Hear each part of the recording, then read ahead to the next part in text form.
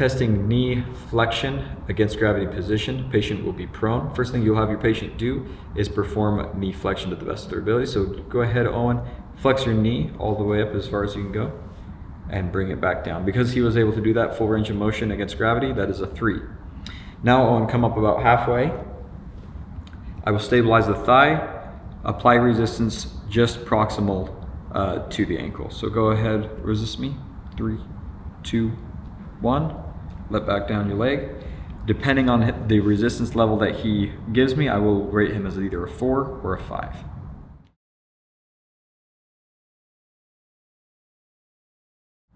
Testing knee flexion, a gravity eliminated position. Patient will be sidelined. The first thing you will do is support the opposite leg of whatever leg that you're testing, and then have the patient bend the leg that you're obviously testing. So go ahead, Owen, bend your right leg for me.